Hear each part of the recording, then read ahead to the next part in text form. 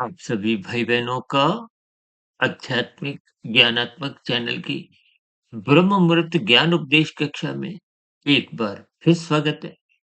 आज की चर्चा का विषय प्रकृति की व्यवस्था को लक्षणों के आधार पे और अंकों के गणित के आधार पे एक समझाने का एक प्रयास करने जा रहे हैं। देखिए कभी-कभी कुछ लक्षणों के आधार पे बात समझ में आ जाती है। और कभी-कभी देखिए गणित के हिसाब से अंकों की स्थितियाँ आपको में जल्दी समझ में आ जाती है। अब देखिए ना 1 का सिक्का, 10 का सिक्का, 100 का नोट, 500 का नोट, इनमें बहुत अंतर है। ठीक इसी तरह हम देखिए इन प्रकृति के 3 गुणों को 1, 10, 100 यानी कि तमोगुण को 1, रजोगुण को 10 और सतोगुण को 100 अंकों से संबोधित करते हुए कुछ ज्ञानमय स्थितियाँ तर्क संगत समझाने का एक प्रयास करते हैं। क्योंकि शास्त्रों में प्रकृति के 3 गुणों के जो लक्षण बताए गए हैं, और हम तो यहाँ तक कहते हैं कि शास्त्रों में जो-जो स्थितियाँ समझाई गई हैं, उनको आप अपने व्यक्तिगत अनुभव के आधार पर भी थोड़ा उन पर विचार करो। जैसे आप देखिए अपने जीवन में लाभ-हानि की स्थितियों में लाभ को महत्व देते हैं। लाभ का अभिप्राय सुखदायक स्थितियाँ है, हानि का अभिप्राय कष्टदायक स्थितियाँ हैं, दुखदायक स्थितियाँ हैं। अब ये साधारण स्तर पर तो देखिए ऐसा ज्ञान सभी मनुष्यों को ही है, चाहे कोई भौतिक स्तर पर अनपढ़ भी हो। देखिए ये सभी स्थितियाँ बहुत ही व्यावहारिक हैं, लेकिन फिर भी अनादि काल से आप और हम यानी कि एक साधारण मनुष्य बार-बार इन स्थितियों में अपनी हानि करवाए जाते। यदि आप और हम अपनी हानि ना करवाते, तो फिर ये जो शास्त्रों में बार-बार कहा गया, सत्संग करो, सत्संग करो। इन स्थितियों के लिए बार-बार ऐसा उपदेश देने की ज़रूरत ही नहीं पड़ती, क्योंकि मनुष्य बार-बार गलतियाँ करते हैं। ये गलतियाँ ज्ञान के अभाव में होती हैं या यूँ को कि मनुष्य जब ज्ञान नहीं लेता तो गलतियाँ करता है।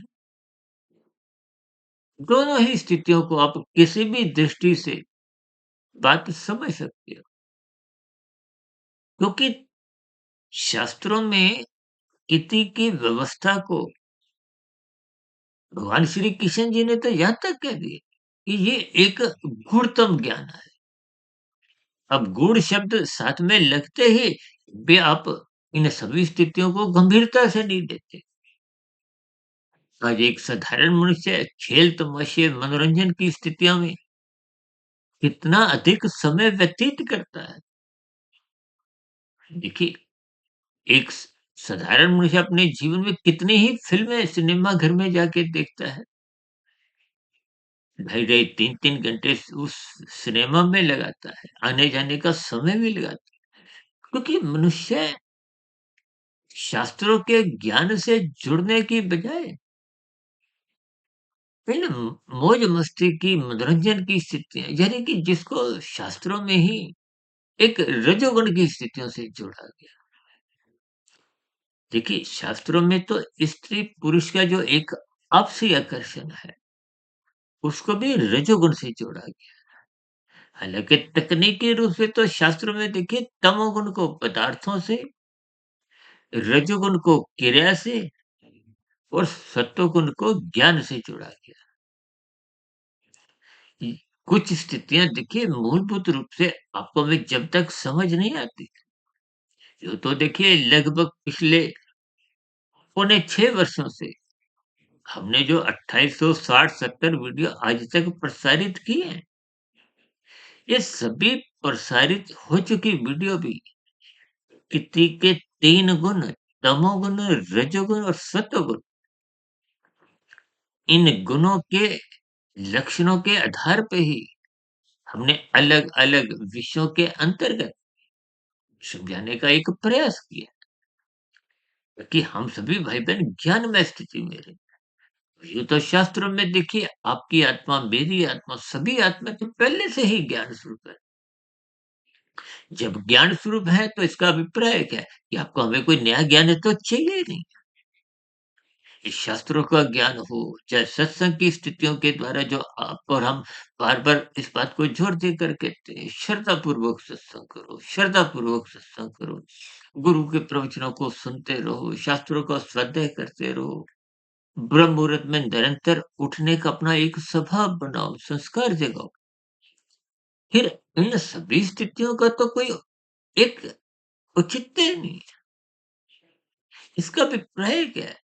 कि आप और हम ज्ञान स्वरूप होते हुए अनादि काल से संसारी विषय भोगों में आसक्त होते हुए, देखिए जी जो तमोगुण और रजोगुण है, अब शास्त्रों में तो स्पष्ट शब्दों में पहले ही कह दिया गया है कि ये दोनों गुण बांधते हैं, बंधनदायक है। या यूं कहो कि तमोगुण प्रत्यक्ष रूप से हानिकारक है और रजोगुण भी कोई लाभदायक नहीं है। देखिए आप संसार को जितना भी पकड़ लो, जितना भी भोग लो, अंतोगत भोगने वाला, संग्रह करने वाला, अंत में क्या बात कहता है कि संसार को भोगने में कोई समझदारी नहीं। देखिए ये मेरे स्वयं के नहीं, आप सभी भाई बहन की इस बात को आज स्वीकार करो, 10 साल बाद स्वीकार करो, वृद्धावस्था में स्वीकार करो या मृत्यु के अंतिम क्षणों में स्वीकार करो। ये स्वीकार तो करना ही पड़ता है। अन्यथा सिकंदर, जिसने देखिए संसार के आधे देशों से भी अधिक पर विजय प्राप्त करने के बाद भी कुछ ऐसे ही कथन मरने से पूर्व अपने अनुयायियों को, अपने शिष्यों को एक संकेत रूप में समझाया कि मेरी शव यात्रा में मेरे दोनों हाथ खाली दिखाओ, बाहर दिखाओ। ये सभी स्थितियाँ आपको कुछ ना कुछ देखिए ज्ञान संदेश देती हैं। इन सभी स्थितियों को हमें ज्ञानपूर्वक समझना चाहिए। अब ये जो हमने एक सूत्र 1, 10, 100, 1000, लेकिन देखिए ये 1000 का जो एक शब्द है, ये उन दिनों बना था जब 15, 20, 25 वर्ष पहले जब ये 1000 का नोट प्रचलन में था। तब देखिए जी 2000 का नोट भी नहीं था और अब तो देखिए 2000 का नोट भी प्रचलन में नहीं। देखिए किन्हीं-किन्हीं परिस्थितियों में परमात्मा की प्रेरणा से, गुरुओं के आशीर्वाद से ब्रह्म मुहूर्त समय विशेष में कुछ ऐसी स्थितियों का बोध होता है कि जिससे को हम सब भाई-बहनों को उन सूत्रों से लाभ होता है। अब शास्त्रों में तो स्पष्ट शब्दों में कहा गया है, तुम उनकी निंदा करो। या निंदा करने का अभिप्राय देखिए कोई एक साधारण स्तर पे नहीं, उसकी बुराई से निंदा करने की बात कही गई। निंदा का अभिप्राय निषेधात्मक स्थितियों से है। अब जो मनुष्य देखिए अपराध करता है, कानून का पालन नहीं करता, तो आप और हम भी उसकी देखिए कहीं प्रत्यक्ष रूप से निंदा करते हैं, कहीं मन के स्तर पर निंदा करते हैं। निंदा तो उसकी होती है। अब जो देखिए यातायात के नियमों का पालन नहीं करते, इन साधारण स्थितियों पे तो हम लगभग प्रतिदिन ही कुछ ना कुछ संदेश देते रहते हैं। देखिए हम सभी भाई बहन एक सामाजिक प्राणी हैं। समाज में एक दूसरे के सहयोग के फलस्वरूप ही हम सभी भाई बहनों का जीवन सुख में भी, और सुख जाना सभी मनुष्यों का स्वभाव है। हालांकि देखिए सैद्धांतिक स्तर पर आप और हम सुख नहीं परम सुख चाहते हैं। क्योंकि सुख के साथ तो देखिए दुःख जुड़ा रहता है। संसार के कोई भी सुख उठा लो, चाहे प्रधानमंत्री पद का हो, बड़े से बड़े उद्योगपति का हो, फ़िल्मी जगत के सुपरस्टार का हो, चाहे खेल जगत के नामी-गिनामी खिलाड़ी का भी हो। सुख के साथ दुःख जुड़ा ही रहता है, क्योंकि प्रकृति द्वैत है। दिन-रात, गर्मी-सर्दी, लाभ-हानि, ये अच्छाई-बुराई ये सब स्थितियाँ देखिए आपको में ज्ञानपूर्वक समझनी है। इसीलिए तो बार-बार कहा गया, शास्त्रों का स्वाध्याय करते रहो। इसलिए ताकि आपका हमारा जो एक ज्ञानमय स्थिति है, वो बरकरार बनी रहे। यदि आप और हम ज्ञानमय स्थिति में नहीं रहते, तो निश्चित रूप से क्योंकि ज्ञान को भौतिक स्तर पर प्रकाश से जोड़ा जाता है। अब बिना प्रकाश के देखिए आप और हम अपनी क्रियाएँ कर नहीं सकते। और बिना क्रियाएँ किए को में इस भौतिक माया के पदार्थों का सुख मिल ही नहीं सकता। देखिए स्थितियों को गंभीरता से समझिए। अब जिस लैपटॉप पे मैं ये वीडियो बना रहा हूँ, उस लैपटॉप को देखिए एक पदार्थ है। पदार्थ को हो, उपकरण को हो, एक ही बात है। आपका हमारा शरीर भी तो पदार्थों का बना है। कि पृथ्वी, जल, अग्नि, वायु, आकाश का माता के गर्भ में 9 माह में ये उपकरण आपका हमारा शरीर तैयार होता है। और जो चीज़ माया में बनती है, उसका अंत भी निश्चित होता है। और हम अपने परिवारों में कितनी ही मृत्यु देख चुके हैं। ये सभी स्थितियाँ देखिए जन्म और मृत्यु के बीच का जो एक जीवन है, उस जीवन की ही देखिए एक विशेष स्थितियाँ मनुष्य के साथ जुड़ी हैं क्योंकि मनुष्य कर्म जो नहीं है। ये जितनी भी ज्ञान में स्थितियाँ बार-बार कही जाती हैं, तो मनुष्यों के लिए है, कोई पशुओं के लिए, पक्षियों के लिए, कीड़े-मकोड़ों के लिए नहीं है, क्योंकि वो तो भोग जो नहीं है। आप और हम कर्म जो नहीं है। कर्म होने से पहले यदि आपको में ज्ञान ही नहीं है कि सही क्या है, गलत क्या है। देखिए, आपका हमारा जो एक शरीर है, ये पृथ्वी, जल, अग्नि, वायु, आकाश का बना है। इस शरीर के भीतर एक सूक्ष्म शरीर है। उस सूक्ष्म शरीर के साथ ही एक कार्य शरीर है। फिर आत्मा और परमात्मा की स्थिति है। देखिए, आत्मा और परमात्मा चेतन सत्ता है। चेतन का अभिप्राय आत्मा को ज्ञान स्वरूप कहा गया है, परमात्मा को आनंद स्वरूप कहा गया है। परमात्मा के लिए सच्चिदानंद शब्द अक्सर हमारी चर्चाओं में बार-बार बोला जाता है। शास्त्रों में भी बहुत इसका उल्लेख आता है। सच्चिदानंद शब्द उस एक परम सत्ता, अनंत स्वरूप सत्ता के लिए कहा जाता है। वो सत्य अनंत स्वरूप है। देखिए, आप और हम अनंत स्वरूप मायातीत की स्थिति में भी तकनीकी रूप से बन नहीं सकते। यानी कि हम जब शत प्रतिशत या जितने अनुपात में ज्ञान में स्थिति में रहते हैं, उतने अनुपात में देखिए परमात्मा की आपके हमारी सम्मुखता रहती है। तो सम्मुखता तो तभी रहेगी ना, जब आपकी हमारी आत्मा अधिक अनुपात में ज्ञान स्वरूप स्थिति में हो, अधिक शुभ संस्कार बने हों। देखिए, स्थूल शरीर, सूक्ष्म शरीर और कारण शरीर। कारण शरीर में जैसी-जैसी स्थितियाँ आप और हम बनाते हैं,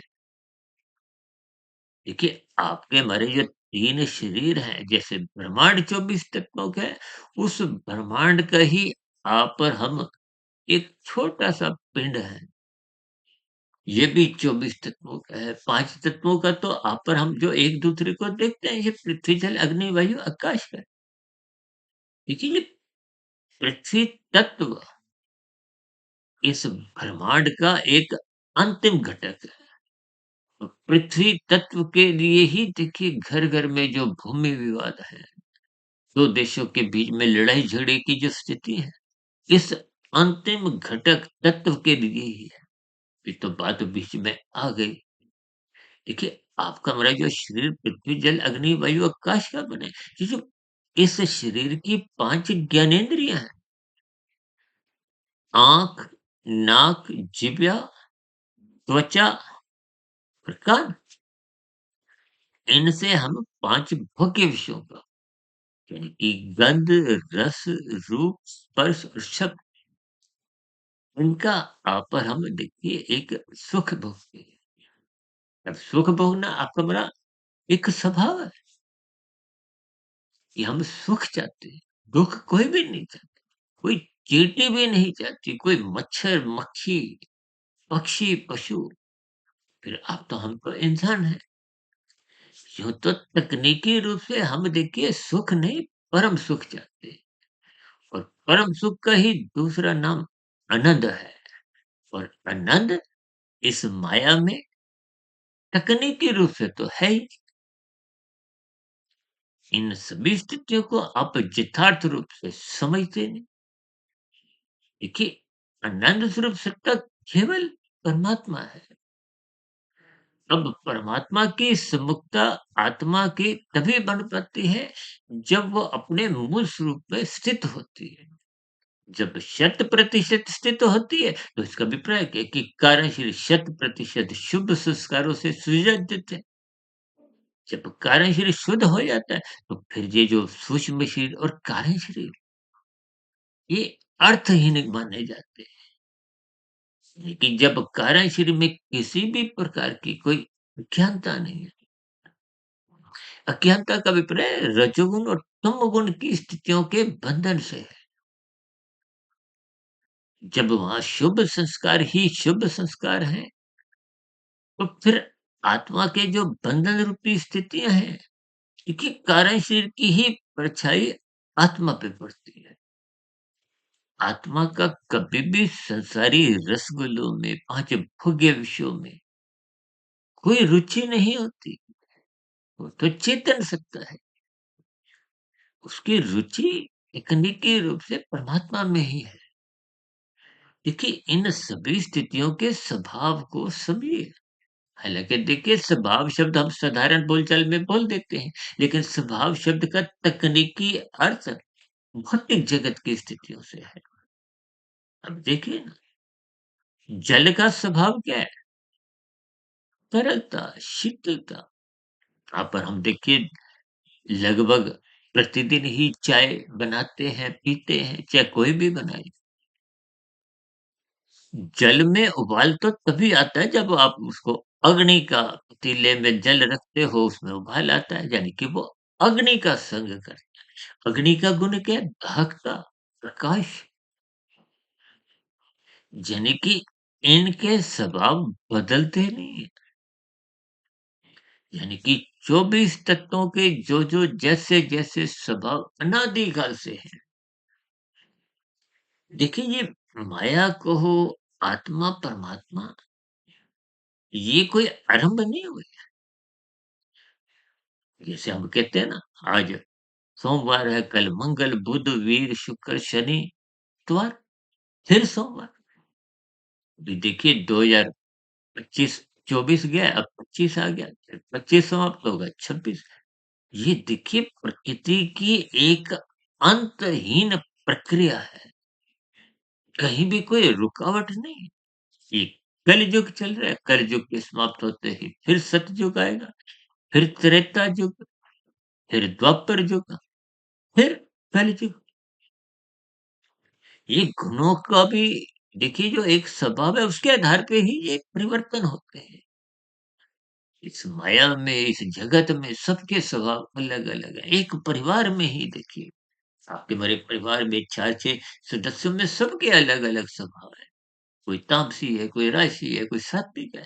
क्योंकि कलयुग की स्थितियाँ हैं, तो कलयुग में जन्म लेने वाली अधिकांश आत्माएँ ये नीचे से उन्नति करते, करते, करते, करते मनुष्य जोनी की प्राप्ति करते हैं। इसलिए उनके वो बुरे संस्कार बने होते हैं। स्वभाव वैसा उनका बना होता है। छीना-झपटी, हेरा-फेरी, ठगी, ये अनैतिक कार्य जिनकी शास्त्र कहते हैं ना निंदा करो। और मनुष्य योनि में ही आप अपना स्वभाव शुद्ध कर सकते हो। देखिए अभी अंधकार में स्थितियाँ हैं, कुछ देर में सूर्य उदय होगा, फिर पुनः प्रकाश में स्थितियाँ बनेगी। यानी कि जिस अज्ञानता में आप और हम आ चुके हैं, उनका मेरा जो स्वभाव बिगड़ चुका है, वो कार्यशील के कारण आत्मा समान गुण वाली है, चाहे किसी की भी, चाहे पेड़-पौधे की आत्मा, चाहे चींटी की, चाहे पक्षी, कबूतर की है, चाहे कुत्ते-बिल्ली की, चाहे आपकी है। आत्मा में देखिए कोई अंतर नहीं है, समान गुण है और आत्मा ज्ञान स्वरूप है। जब आपकी हमारी आत्मा अधिक ज्ञान स्वरूप होती है, अधिक का अभिप्राय बहुमत से है, 50% से अधिक की स्थिति से है। अब देखिए, संसद में भी तो देखिए सरकार किसकी चलती है?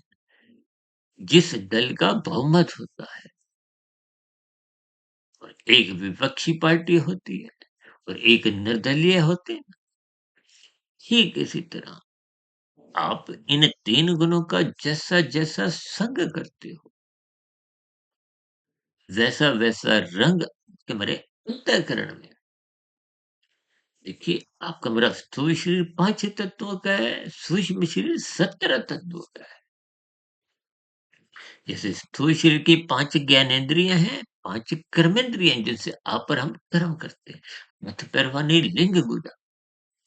इन ज्ञानेंद्रियों की और कर्मेंद्रियों की जो सूक्ष्म शक्तियाँ हैं, वो सूक्ष्म शरीर का हिस्सा है। सूक्ष्म शरीर के स्तर पर कभी पंगता नहीं होती। स्थूल शरीर के स्तर पर पंगता संभव है। अब किसी की आँखों की रोशनी नहीं है, कोई बोलने से भी गूंगा हो सकता है, कानों से बहरा भी हो सकता है। लेकिन इनकी जो सूक्ष्म शक्तियाँ हैं, उनके स्तर पर कभी कोई अपंगता नहीं होती। और इसी तरह स्थूल शरीर के जो 5 सूक्ष्म भूत हैं, ये भोग विषयों का परिणाम ही तो आपका हमारा स्थूल शरीर एक निर्माण प्रक्रिया से गुजरता-गुजरता 9 माह 9 दिन के बाद एक शिशु की अवस्था में जन्म लेता है। यानी कि 5 तत्वों का स्थूल शरीर, 17 तत्वों का सूक्ष्म शरीर। अब 5 सूक्ष्म भूत जिनसे शरीर बनता है, 5 ज्ञानेंद्रिय जिनकी सूक्ष्म शक्ति है, 5 कर्मेंद्रिय जिनकी सूक्ष्म शक्ति है, सूक्ष्म शरीर ये हो गया 15। और इन सब इंद्रियों का जो संचालक है, वो है मन, वो हो गया 16वाँ। और मन के ऊपर सही गलत की पहचान रखने वाला, वो है बुद्धि तत्व। ये 17 तत्वों का हमारा सूक्ष्म शरीर। और कारण शरीर में जो भी आप और हम सकाम भाव से कर्म करते हैं, सकाम भाव का मतलब होता है अहंकार जो, ये मैंने किया, ये मैंने किया। अब मैंने किया है, जब मैंने की मोहर लगती है, मैं की मोहर लग गई है, तो उसका फल फिर किसी की कर्म फल सिद्धांत के अंतर्गत आना निश्चित हो जाता है। देखिए अनुकूल परिस्थितियाँ, सुखदायी स्थितियों का, पुण्य कर्मों का जो फल है, वो तो आप बाँट सकते हो। लेकिन प्रतिकूल परिस्थितियाँ, जो-जो आपने कानून का उल्लंघन किया, जो-जो अपने शास्त्र विरुद्ध पाप कर्म किए, देखिए वेदों में तो स्पष्ट शब्दों में आरंभ से ही समझा दिया गया कि ये करो, ये मत करो। तो आत्मा ज्ञान स्वरूप है। आप और हम जब भी कोई पाप कर्म करते हैं, तो भीतर से एक घंटी बजती है, कि ये मत करो। देखिए जब आप स्वयं सुखी रहना चाहते हो, तो आप दूसरों को दुःख मत दो, बस। अक्सर इसी बात को हम साधारण शब्दों में बार-बार क्या कहते हैं, कि लाल बत्ती पे आप रुको, दूसरों की हरी बत्ती है, उनको चलने दो। जब आपकी हरी बत्ती होगी तो आप चलना, फिर वो रुकेंगे। तो ये मनुष्यों का जो आपसी सहयोग है, यही यातायात के नियमों की स्थितियाँ हैं। जैसे कहते हैं ना, जियो और जीने दो। तो उसी हिसाब से आप ये भी कह सकते हो, चलो और चलने दो। इन सभी स्थितियों को आपको में केवल ज्ञानपूर्वक समझना है। और ज्ञान की स्थिति का अभिप्राय सतुगुण का संग करने से है। ये जो प्रकृति के 3 गुण हैं, तमोगुण, रजोगुण और सतोगुण, तकनीकी रूप से इनकी कोई निंदा नहीं है। लेकिन किस गुण का कब कितना संग करना है, शास्त्रों में तो कहा है कि तमोगुण की निंदा करो तो उसका अभिप्राय सोने की निंदा नहीं है, आपके मरे शरीर की निंदा नहीं है, आप जो भोजन ग्रहण करते हो उसकी निंदा नहीं, निंदा है भोगों की, आवश्यकता की निंदा नहीं है। ये तो आप और हम नींद लेते हैं, उसकी निंदा नहीं। नींद तो जोगी भी लेता है, भोगी भी लेता है, रोगी भी लेता है। इसका अभिप्राय क्या है? निषेधात्मक स्थितियाँ जो तमोगुण की है। जैसे कानून का उल्लंघन कर अब कोई मनुष्य जब कानून का उल्लंघन करता है, लाल बत्ती पे भागता है, तो उसका चालान कटता है। और भी देखिए, ये तो हम एक साधारण परिस्थितियों में बात को भूल देते हैं। अब यहाँ के चालान से यदि आप और हम किसी कारण बच गए, जब कुछ भी तिकड़म लगाते हुए मनुष्य अपने आप को बचाता है, लेकिन परमात्मा के यहाँ बचना नामुमकिन होता है। ये प्रकृति की कर्मफल सिद्धांत की ऐसी व्यवस्था है। कर्म होते ही देखिए नाम शास्त्रों में तो जो शब्दों द्वारा समझाया गया, उन शब्दों को भी यदि आप गहरे तल पे अर्थ ढूँढते हो, वो अर्थ भी समझ में आ जाएँगे। कर्म तो पहले होना है, फल बाद में आना है और ये एक सिद्धांत है। यानी कि इसमें किंतु-परंतु की कोई गुंजाइश ही नहीं, आना निश्चित है। जैसे आप देखिए, सरकार द्वारा जब आपको कुछ पुरस्कार मिलता है, तो आप मना भी कर सकते हैं लेने से। लेकिन जब कोई अपराध के लिए आपको दंड मिलता है, तो आप मना नहीं कर सकते।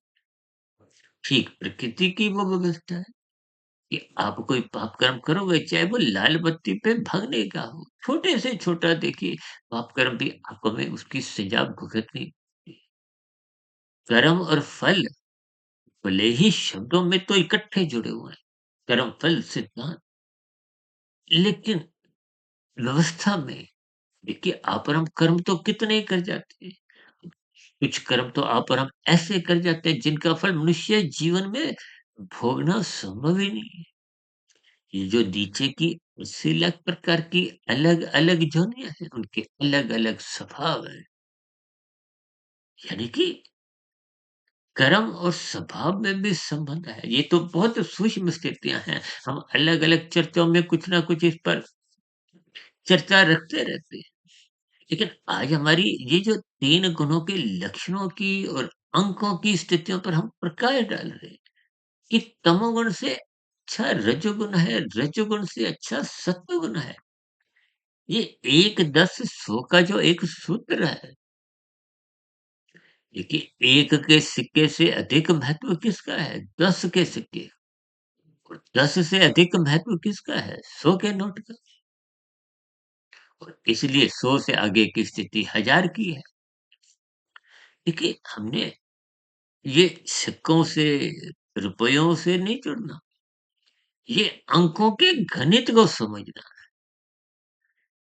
इन 3 गुणों के संग को आपने कैसे-कैसे जीवन में एक दिशा देनी है, क्योंकि संग का रंग निश्चित रूप से आएगा। आप गोले को उठाओ, फिर फेंक दो, तो भी आपके हमारे हाथ काले हो जाए। ठीक ये 3 गुण निरंतर एक प्रवाह में अनादि काल से चलते आ रहे हैं। जैसे भी हमने कहा सोमवार, मंगलवार ये अंतहीन एक प्रकृति की प्रक्रिया है। देखिए इन सभी स्थितियों को हमने अलग-अलग स्थितियों में भी कुछ ना कुछ प्रकाश डाला है।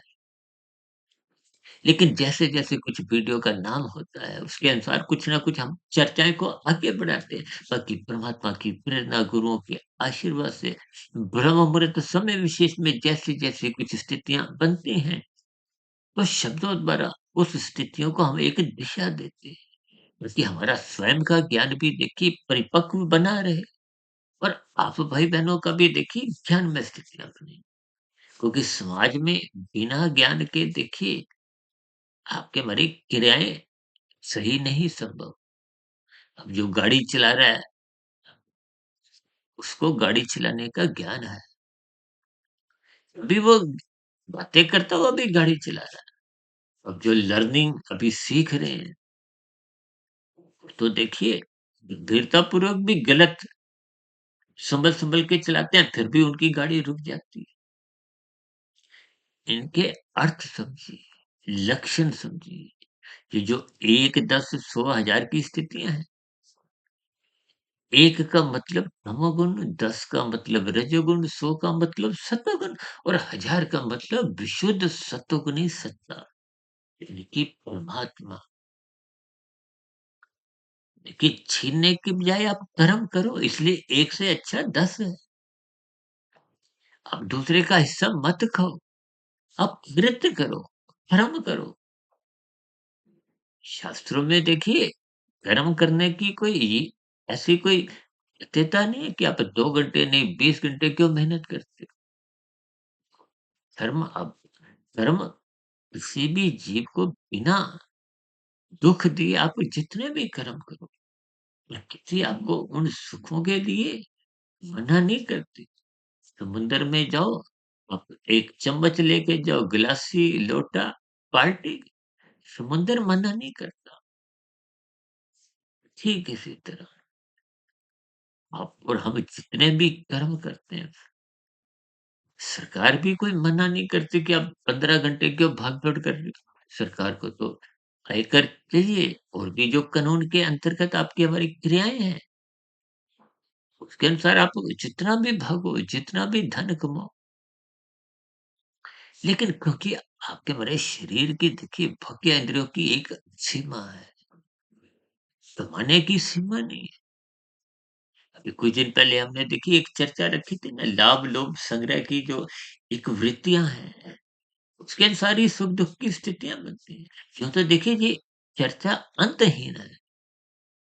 मैं भी पिछले लगभग पौने 6 सालों से जो हमने 2860-70 वीडियो प्रसारित किए, उस विषय में कब तक परमात्मा की प्रेरणा ये ऐसी बनी रहेगी, तो ये सिलसिला चलता रहेगा। तो हम सभी भाई-बहनों को प्रकृति के विषय भोगों को भोगने से बचना इसलिए चाहिए, क्योंकि ये भोग आपको में अचेत करते हैं, प्रमाद में गिराते हैं। अब रजोगुण से सत्वगुण इसलिए अच्छा कहा जाता है कि रजोगुण में आप कृत्य करते हो पहले, फिर दूसरों को खिलाते हो, परोपकार के कार्य करते हो, फिर स्वयं भी खाते हो। आजकल तो देखिए लोग दान पुण्य जो करते हैं, इनकी पीछे का कारण क्या है? क्या सुख चाहते हो? जब तक प्रकृति को भोगने की इच्छा बनी रहेगी, तो ये 84 लाख प्रकार की दुनिया भले ही बार-बार मनुष्य योनि की ही प्राप्ति हो। देखिए, इस जगत को भगवान श्री कृष्ण जी ने दुःखलय कहा है। चाहे कोई प्रधानमंत्री पद पे पहुँचे, चाहे बड़े से बड़ा उद्योगपति, चाहे फ़िल्मी जगत का सुपरस्टार, खेल जगत का नामी-गिरामी, सबके जीवन में दुःख आते हैं। यानी कि ये दुःख तब तक आते हैं जब तक आप तमोगुण, रजोगुण की स्थितियों में रहें।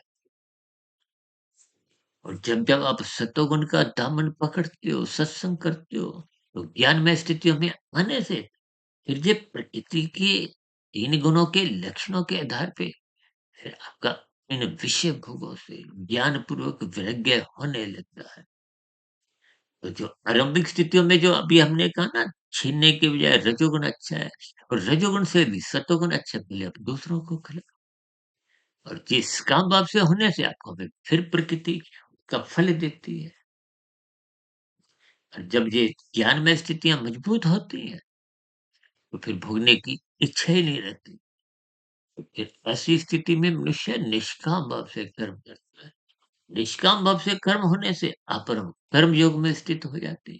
तो अब कर्म योग में आते ही कर्म फल सिद्धांत की एक दायरे से आप बाहर आ जाते हैं।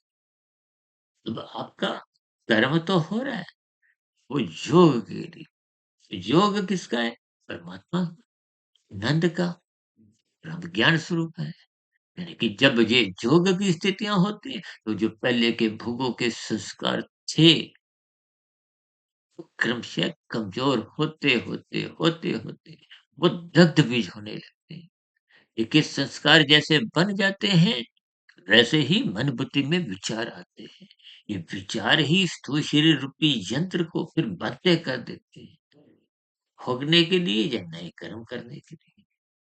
अब जिनके देखिए कार्य शरीर में बुरे संस्कार बने होते हैं, जिस संसार में बलात्कार, हत्या और भी देखिए कितने जघन्य अपराध हैं, जिनको मनुष्य आवेश में आता वक़्त कर तो जाता है।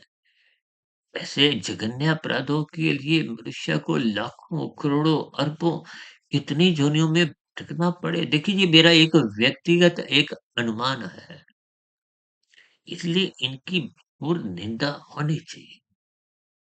इन सभी स्थितियों को देखिए ज्ञानपूर्वक आप और हम जितना समझेंगे,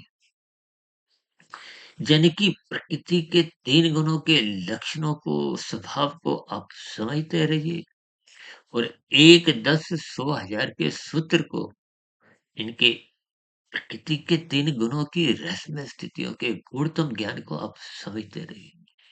जैसे अधिक मूल्य के अंकों में अधिक शक्ति है। कोई भी मनुष्य देखिए चाहता है ना 1000 का नोट हो, यानी कि देखिए एक समझने के दृष्टिकोण से। ठीक इसी तरह महात्मा आनंद स्वरूप सत्ता है। महात्मा से जुड़ने की प्रक्रिया में अपने आप को स्थित करें। वो है कर्म योग, ज्ञान योग, भक्ति योग। इन सभी स्थितियों के गणित को, प्रकृति के 3 गुणों के लक्षणों को आप और हम जितना क्रमबद्ध तरीके से समझते जाएंगे, उतना संसारी विषय भोगों से आपका हमारा ज्ञान पूर्वक वैराग्य होने लगेगा। जब ज्ञान पूर्वक वैराग्य होगा तो फिर ऐसी स्थितियों में देखिए योग की स्थितियां तो तभी बनती है ना जब आप निष्काम भाव से कर्म करते हैं। इसकी गीता में भगवान श्री कृष्ण जी ने विशेष रूप से आह्वान किया है। तो इन सभी संदेशों को हमें ज्ञान पूर्वक समझना चाहिए। अपने जीवन की दिशा को इन इति के 3 गुणों के लक्षणों के आधार पे और अंकों के गणित के अनुसार भी को सही निर्णय लेते हुए अधिक लाभदायक स्थितियों से जुड़ना चाहिए। तो ऐसी सभी सात्विक शुभ स्थितियां हमारे जीवन में तभी बन पाती हैं जब आप संसारी विषय भोगों को मात्र जीवन की अवस्था अनुसार संग करते हो और शेष अपने जीवन को परमात्मा की प्राप्ति के लिए लगाने लगते हो। लेकिन श्रद्धा पूर्वक सत्संग होना एक आरंभिक स्थिति है। ब्रह्म मुहूर्त में उठने की प्रक्रिया, क्योंकि वो सत्वगुण की एक शुद्धतम स्थिति, उस स्थिति विशेष में को हमें कुछ अधिक प्रयास नहीं करना हो। यानी कि ये सभी स्थितियां हमें ज्ञान पूर्वक समझनी और परमात्मा से जुड़ने के लिए इन सभी स्थितियों को क्रमबद्ध तरीके से अपने व्यवहार में डालना है कि आपका मेरा मिला हुआ जीवन सफल हो, सार्थक हो। इन्हीं शुभकामनाओं के साथ इसकी चर्चा विशेष को अब यही विराम देते हैं। कल सुबह फिर मिलते हैं एक नए विषय को लेकर। तक आप सुधीर भाटिया फकीर को इजाजत दें और दिन में 12, साढ़े 12, 1 बजे मिलेंगे आध्यात्मिक ऑक्सीजन के अंतर्गत एक लघु ज्ञान संदेश में और शाम को प्रश्नोत्तर ज्ञान कक्षा में, यानी कि सर्व कल्याण वृक्ष की प्रश्नोत्तर ज्ञान कक्षा के अंतर्गत आपके प्रश्नों का उत्तर देते हुए या सारी परिस्थितियों को एक साधारण स्तर पर चर्चा रखते हुए परमात्मा से जुड़ने के लिए चर्चा विशेष को यही विराम देते हैं। आप सभी भाई बहनों का इस चर्चा विशेष को ध्यानपूर्वक सुनने के लिए बहुत बहुत धन्यवाद। फिर भी कि मन में कोई प्रश्न हो, कोई हमारे इन चैनलों के प्रति आपके कोई सुझाव हो, जब मेरी कही गई स्थितियों पर आपका किसी भी प्रकार का कोई विरोध हो, आपत्ति हो, शिकायत हो, तो इन सभी स्थितियों का नीचे दिए गए कमेंट्स बॉक्स पर सदा ही स्वागत है। चर्चा विषय को ध्यानपूर्वक सुनने के लिए आप सभी भाई-बहनों का बहुत-बहुत धन्यवाद।